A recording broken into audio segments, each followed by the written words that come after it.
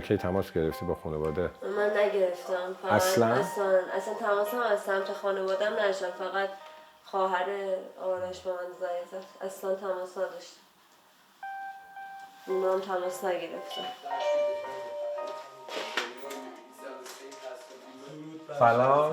سلام درود خیلی خوش آمدید بفرمایید داخل بفرمایید اینجا در بیارین کفشو کرده نشه بفرمایید مرد کاوشن آبی معروف به کاوشن آبی افسانه خانم ایران که شاه نداره حساب کتاب نداره ایران که شاه نداره حساب کتاب نداره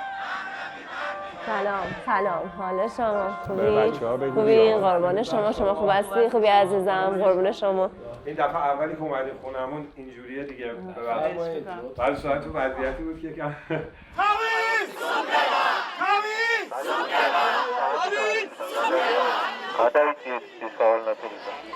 ایران وطن مادر نه ایران برای من هم مادر شکوه قدرت مادر قدرت بازم مادر ولی یه قسمت دیگه داره برای من مرکز تمام هستیه توی ذهن من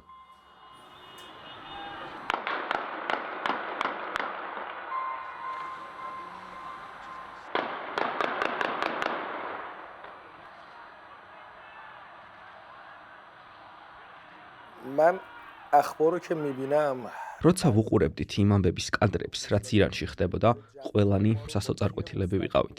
ხედავდით, როგორ ესროდა ისლამური რესპუბლიკის რეჟიმი ახალგაზრდებს, როგორი სისასტიკით ხოცავდა მათ. ეს უსამართლო ბრძოლაა და ამის ყურება იმდენად საშინელია, რომ აქ მყოფებსაც კი გვიჭირდა ერთმანეთთან ლაპარაკი. ძალიან ცუდად ვართ ამის გამო. ყველა დეპრესიაშია, რადგან არაფერი კარგი ირანიდან არ ისმის. افسردگی گرفتن فقط که اصلا اخبار خوبی نمیاد بیرون از ایران. من یعنی وقتی این چیزا رو دارم میبینم ირანის მოვლენებს როცა ვუყურებ დანაშაულის განცდამ ტანჯავს რომ ახლა სამშობლოში არ ვარ და ჩემი დების და ძმების მხარდამხარ არ ვიბრძვი. აქ გამუდმებით ვტირი, სულ გაბრაზებული ვარ, პანიკური შეტევები მაქვს. ეს ვითარება უნდა დასრულდეს რომ გავიგოთ ირანში რა ხდება. به ما برسه اینو به خاطر این میگم که شما تصوری از თქვენ ვერც წარმოიდგენთ ირანში სინამდვილეში რა ხდებოდა, რადგან თქვენ ცხოვრობთ ქვეყანაში, სადაც ასე ტოტალურად ვერ გაგაჩუმებენ. ინტერნეტს თუ სხვა საკომუნიკაციო არხებს ვერ გაგითიშავენ და ვერ ჩაგიხშობენ ხმას, როგორც ჩვენ ირანში. რასაც თქვენ აქ ხედავთ, ეს მხოლოდ აისბერგის წვერია. წარმოიდგინეთ, რომ უყურებთ ფილმს, სადაც ვიღაც იტანჯება. ხედავთ ბოროტ პერსონაჟს, რომელიც საშინელებებს ჩადის, მაგრამ თქვენ არაფრით შეგიძლიათ დახმარება. უსუსურობის განცდა გიპყრობთ, რადგან ვისაც შოლა სჭირდება, ვერაფრით ეხმარებით. თქვენ მხოლოდ ამ ტანჯვის და სისასტიკის მოწმე ხართ და ვერაფერს ცვლით. ეს დამანგრეველი გრძნობა. قابل توصیف نیست 40 ساله مردم ما دارن 40 წელზე მეტია ჩვენი ხალხი იბრძვის. ირანის მოქმედი რეჟიმი კი როგორც შეუძლია ახშობს ხალხის ხმას და ძალადობს მათზე. ახშობს მათ პროტესტს, რის წინააღმდეგაც არ უნდა იღებდნენ ხმას. ბრაზი მახრჩობს. ვოცნებობ, რომ მშვიდობას ვეღირსოთ, რომ შევძლოთ თავისუფლად შემეძლოს ჩემს ქვეყანაში ჩასვლა, სადაც ნორმალურად ვიცხოვრებთ. بتونیم دوباره یه زندگی راحت داشته باشیم بعد از این همه مدت ما خیلی اعتراضهای زیادی رو 1979 წლის შემდეგ ირანში ბევრი დიდი პროტესტი იყო. ჰიჯაბის სავალდებულო ტარების წინააღმდეგ თუ სხვა ბევრი უფლებისთვის, რაც იქ ადამიანებს არ გააჩნიათ.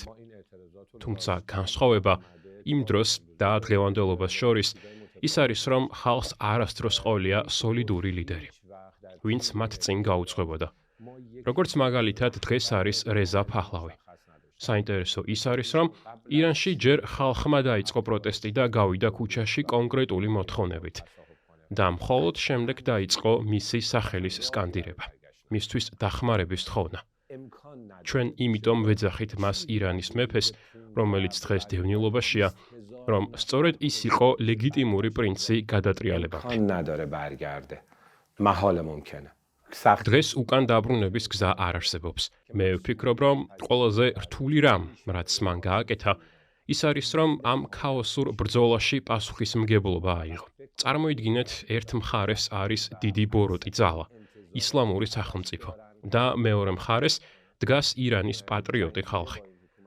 მის ფოტოს რომ დააკვირდეთ, ბრძოლის დაწყების პირველ ხანებში და ახლა შეამჩნევთ განსხვავებას. იმას თუ როგორ დაბერდა ამ მოკლე ხანში. მე მჯერა, რომ ის დიდი ადამიანია, რადგან ეს მძიმე პასუხისმგებლობა აიღო.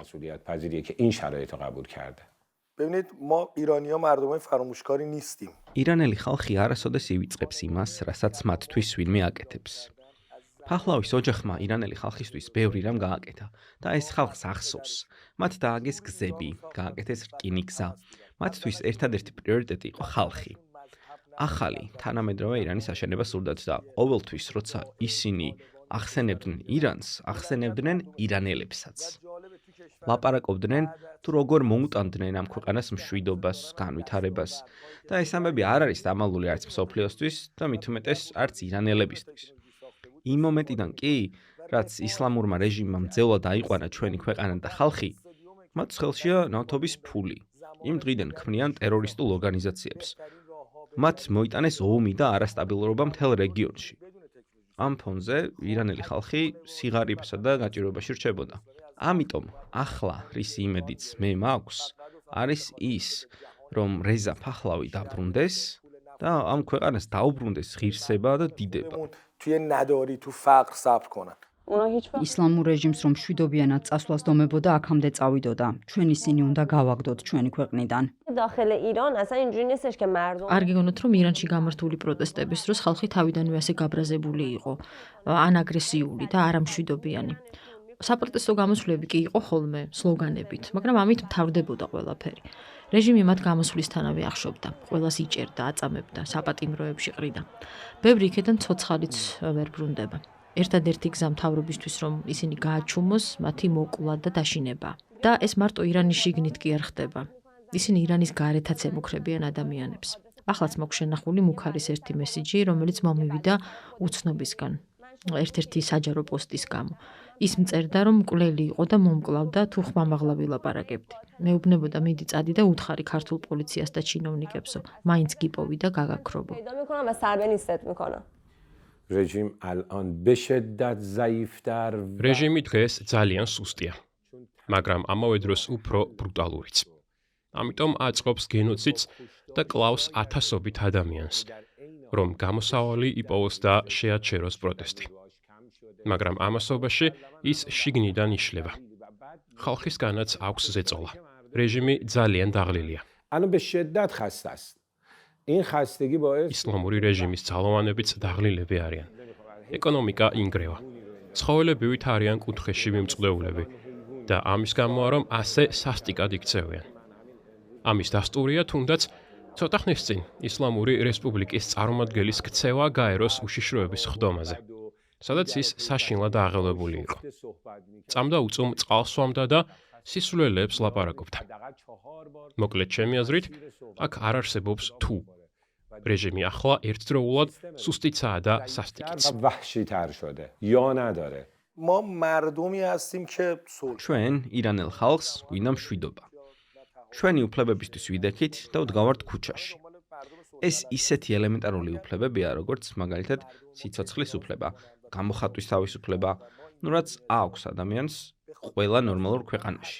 იმედი მაინც პროტესტის გაგრძელებას უკავშირდება. ჩვენი ხალხი მშვიდობის მოყარე ხალხია. მათ არ უნდათ აგრესია, არცად შეჭრა არ უნდათ, მაგრამ სურთ თავისუფლების მოპოვება და ქვეყანაში მშვიდობის დაბრუნება. ხალხს უნდა ისლამური რეჟიმის დასრულება. და მაინც გვჯერა, რომ ამის შემდეგ ჩვენ გავათავისუფლებთ ირანს. بیرون کنه و بعدش ما ایران رو بتونیم آزاد کنیم.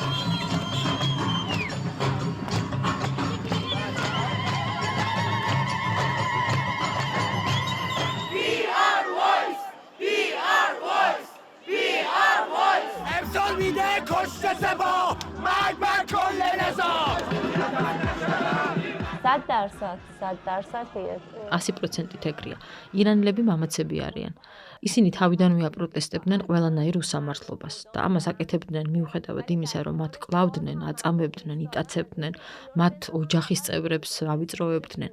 მაგრამ ხო ხედავთ, გადის დრო და ისევ გარეთ გამოდიან, ისევ იბრძვიან. ისევ გაბედულად და იმედიანად. ცხადია ირანელები მამაცები არიან. 100%-ით.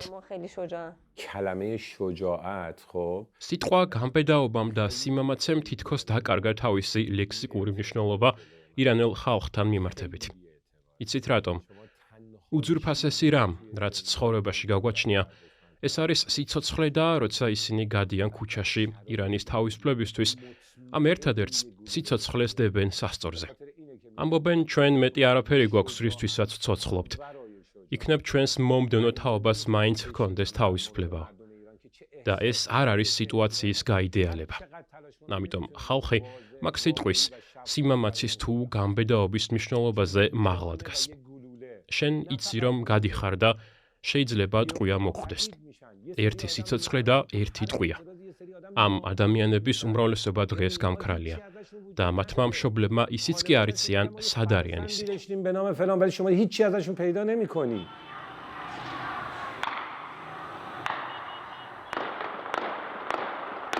شجاعت یعنی სიმამაცეა, როდესაც ამ რეჟიმის ტყვეობაში ხარ ირანის ციხეში. მე იქ ნამყოფიც ვარ და ვიცი. ჩემს საკანში იჯდა ერთი ახალგაზრდა ბიჭი, ირანელი 23 წლის გენიოსი. მხოლოდ იმიტომ დაიჭირეს, რომ ხალხის ხმას წარმოადგენდა. ჯერ უსასტიკესთან აწამეს და მერე საქვეყნოდ ჩამოახრჩვეს. ნებისმიერ ქვეყანაში ასეთი გენიოსისთვის უამრავი რესურსი გამოიყოფოდა, რომ მისი ბრწყინვალე გონება გამოეყენებინათ. ირანის სახელმწიფო მედიებმა გადასცეს, რომ ის იყო ტერორისტი. როცა მას კისერზე ყულფი ჩამოაცვეს და მისცეს ბოლო სიტყვის წარმოთქმის უფლება, მან თქვა: გაუმარჯოს ირანს, გაუმარჯოს ჩვენს მეფეს. ყველამ ძალიან კარგად იცოდა, რომ ის არანაირი ტერორისტი არ ყოფილა. უბრალოდ پاتریوتی იყო. و معلوم شد که این تروریست نبود و وطن پرست بود. و وقتی ادامه شد პატრიოტი, რომელსაც სურდა მშვიდობა თავისი ქვეყნისთვის. და სიკვდილის დასჯის შემდეგაც კი მისი გვამი ოჯახს არ გადასცეს. من با این بچه 2 سال و نیم توی اتاق زندگی میکردم. მე ამ ბიჭის გვერდზე ერთ საკანში 2.5 წელი ვიცხოვრე. ძალიან ღარიბი ოჯახის ერთადერთ შვილთან, რომლის ხმაც ჩაახშეს, რადგან ხალხის გვერდზე იდგა. აი ეს არის ჩემთვის სიმამაცის მაგალითი. شجاعت یعنی از نظر من ჩემი აზრით მსოფლიოს დიდ ნაწილს ალბათ მაინც კარგად არ ესმის რა ხდება ირანში, რადგან მას თავად იგივე არ გამოუცდია. მსოფლიომ ცხადია იცის მეტნაკლებად რა ვითარება ახლა იქ, რადგან ინფორმაცია მაინც ვრცელდება, თუმცა ზოგიერთი ქვეყანა საკმარის ყურადღებას მაინც არ აქცევს ირანში მიმდინარე მოვლენებს. თუ ირანელი არ ხარ, ბოლომდე ალბათ არც ეს სისასტიკე გესმის. ამიტომაც ვითხოვთ დახმარებას, ამიტომ გვინდა რომ სხვა ხალხებიც იყვნენ, გახდნენ ჩვენი ხმები. ამიტომაც მივმართავთ ყველას თავისუფალი ერების ლიდერებს, რომ ჩვენი ირანში როგორც ციხეში გამოკეტილი ირანელი ხალხის ხმა გახდნენ. واقعا صدای مردم باشن داخل ایران.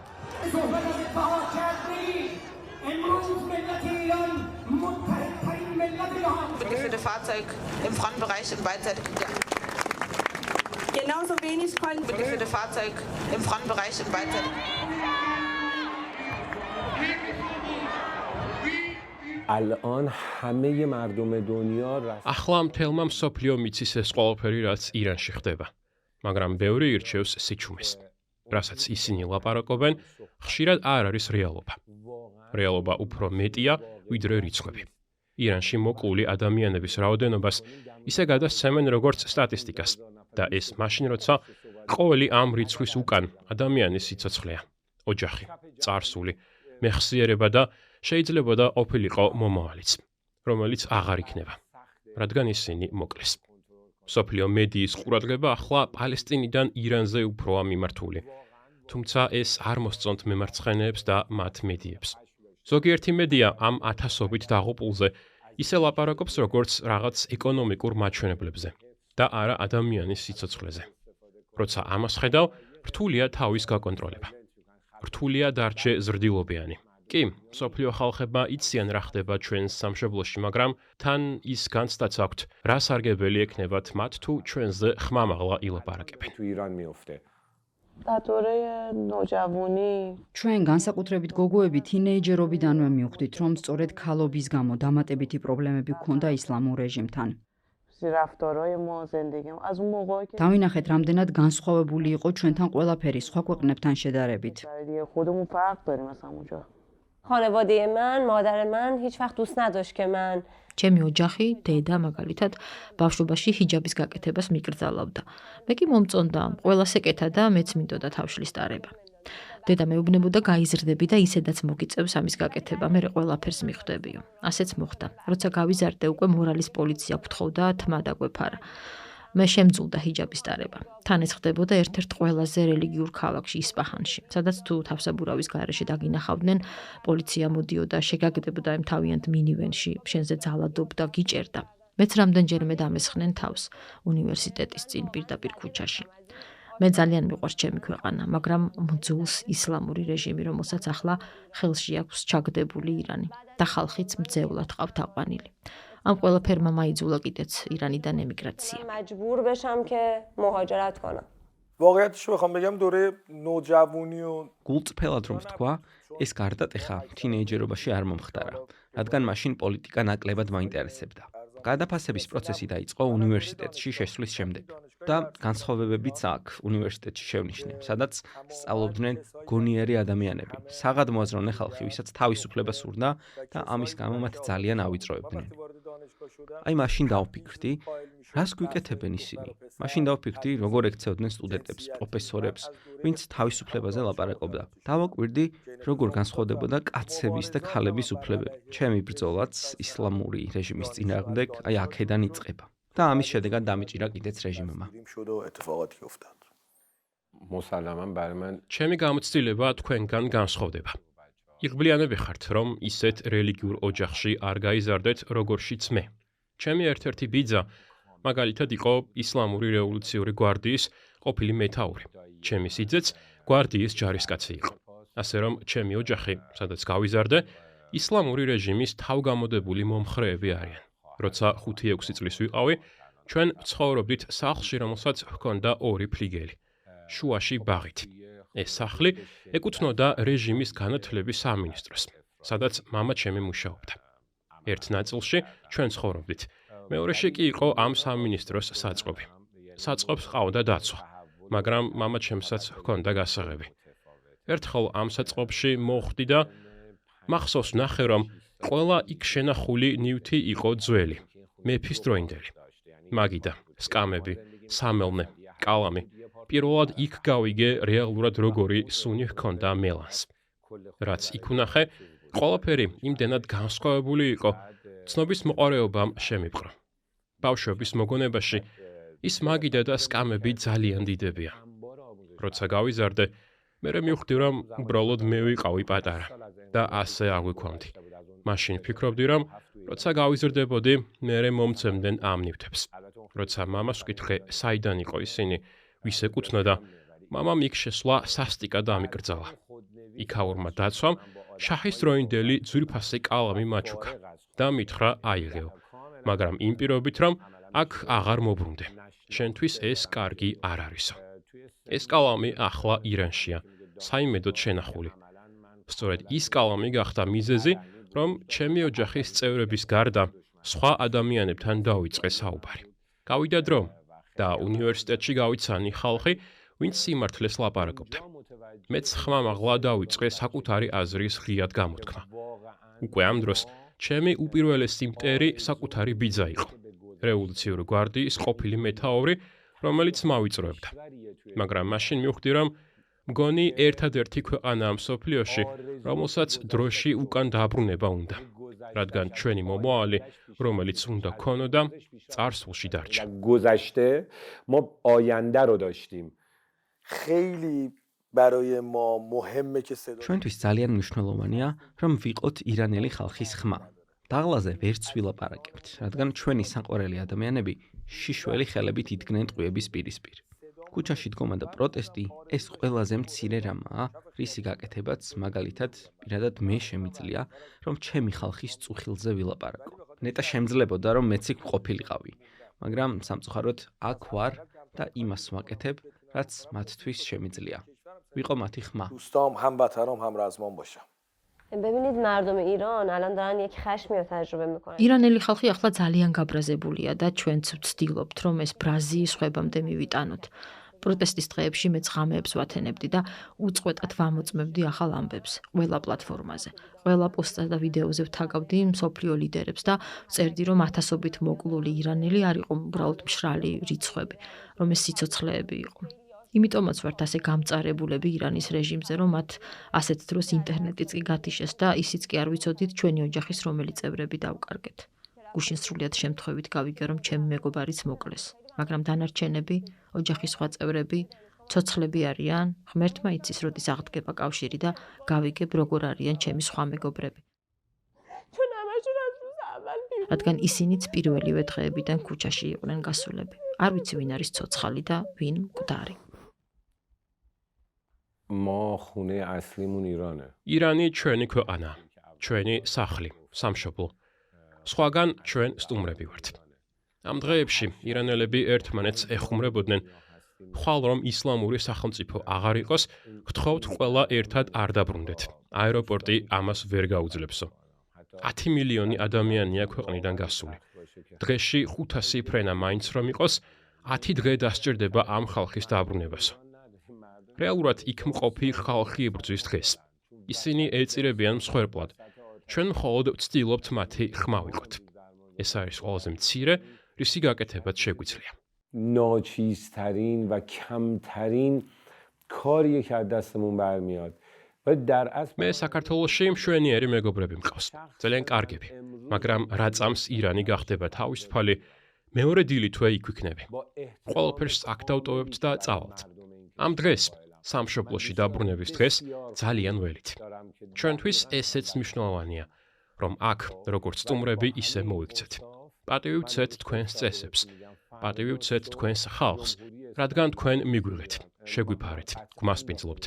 ჩვენ არ მიგვიღია რაიმე დახმარება აქაური მთავრობისგან, მაგრამ ჩვენი უდიდესი პატივისცემა ქართულ ხალხს ეკუთვნის, ვინც ჩვენ სიყვარული და სიკეთე გვაგრძნობინა.